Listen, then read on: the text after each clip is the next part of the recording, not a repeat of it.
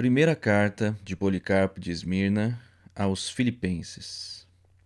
Vós e Inácio me escrevestes para que leve também a vossa carta, caso alguém vá até a Síria. Se tiver boa oportunidade, farei isso pessoalmente, ou enviarei um encarregado, que irá também como vosso representante, como nos pedistes. Estamos enviando para vós as cartas de Inácio, por ele endereçadas a nós, assim como as outras que também temos conosco. Todas elas vão junto com esta e podereis aproveitar muito. Elas contêm fé, perseverança e toda edificação quanto a nosso Senhor. Comunicai-nos aquilo que ficarem sabendo sobre Inácio e sobre aqueles que com eles estão. Segunda carta de Policarpo de Esmirna aos Filipenses. Saudação.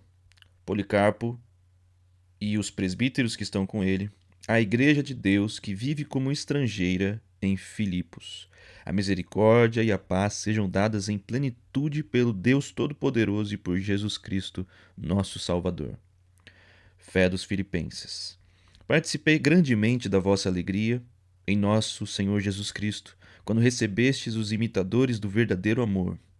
De fato, como vos era conveniente, acompanhastes os que estavam acorrentados com cadeias dignas dos santos, as quais são os diademas daqueles que verdadeiramente foram escolhidos por Deus e nosso Senhor.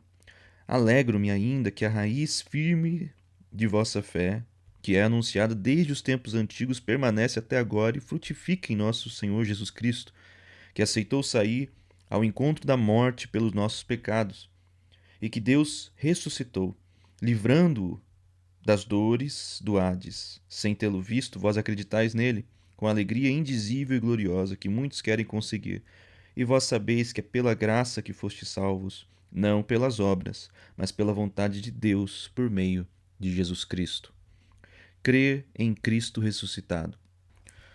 Por isso, cingi vossos rins e servi a Deus no temor e na verdade, abandonando as palavras vãs e o erro de muitos, crendo naquele que ressuscitou o nosso Senhor Jesus Cristo dos mortos e lhe deu a glória e o trono à sua direita. Tudo que existe no céu ou na terra lhe está submisso. Tudo que respira o celebra. E ele que vem como juiz dos vivos e dos mortos, e de cujo sangue Deus pedirá conta àqueles que não confiam nele.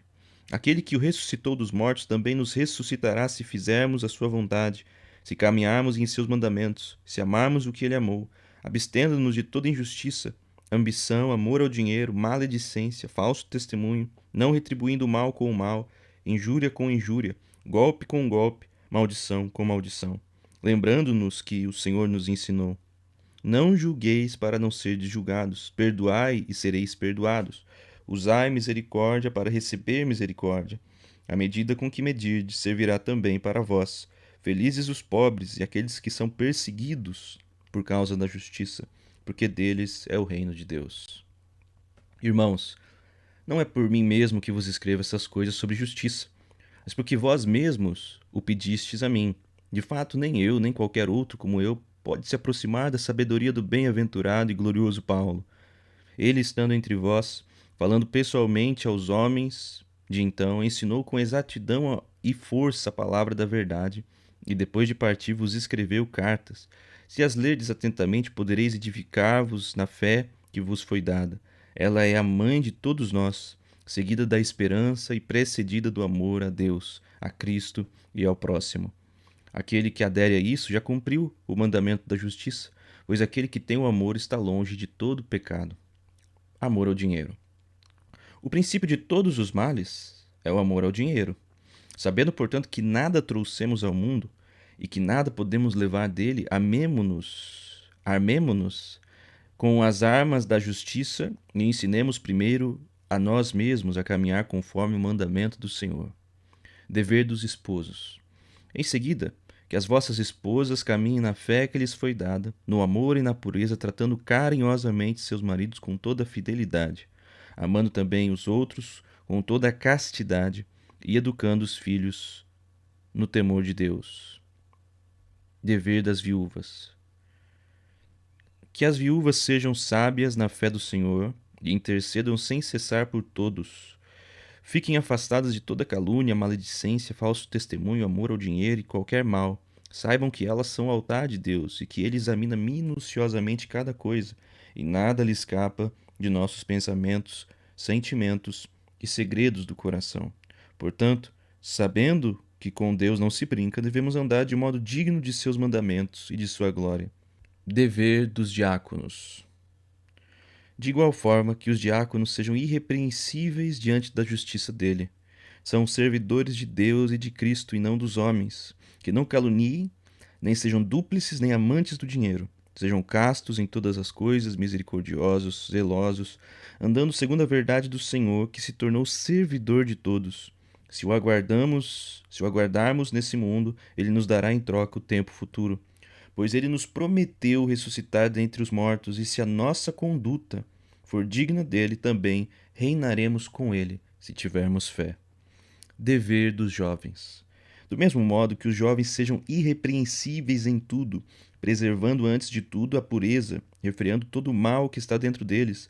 De fato, é bom repelir os desejos deste mundo, porque todo desejo guerreia contra o espírito. Nem os fornicadores, nem os efeminados, nem os sodomitas terão parte no reino de Deus, nem aqueles que praticam coisas estranhas. Por isso, é preciso que eles se abstenham de todas essas coisas e estejam submissos aos presbíteros e aos diáconos, como a Deus e a Cristo.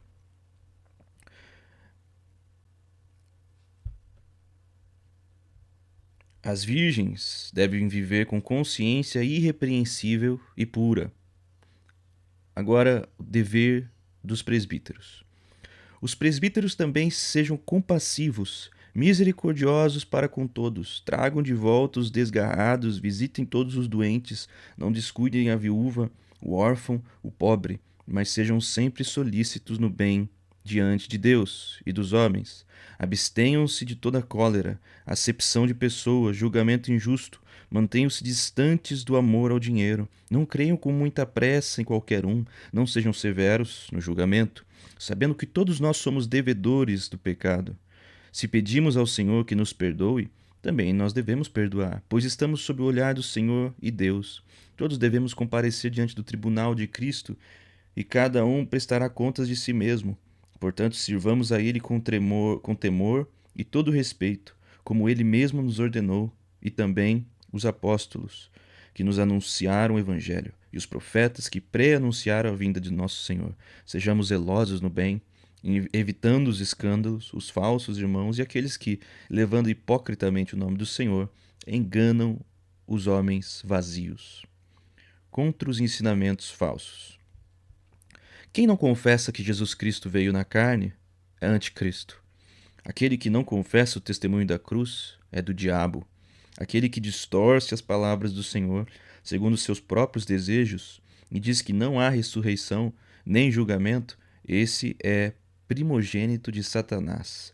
Por isso, abandonando os discursos vazios de muitos e falsos ensinamentos, retornemos à palavra que nos foi transmitida desde o começo.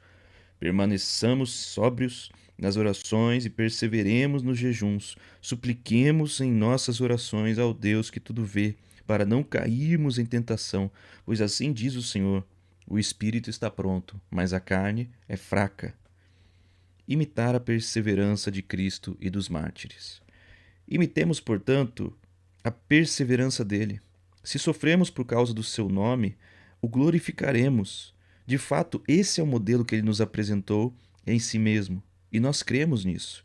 Portanto, eu vos exorto a todos para que obedeçais a palavra da justiça e sejais constante em toda perseverança, que vistes com os próprios olhos, não só nos bens-aventurados Inácio, Zósimo e Rufo, mas ainda em outros que são do vosso meio, no próprio Paulo e nos demais apóstolos. Estejam persuadidos de que nenhum desses correu em vão, mas na fé e na justiça, e que eles estão no lugar que lhes é devido, junto ao Senhor, com o qual sofreram. Eles não amaram este mundo, mas aquele que morreu por nós e que Deus ressuscitou por nós. Amor fraternal.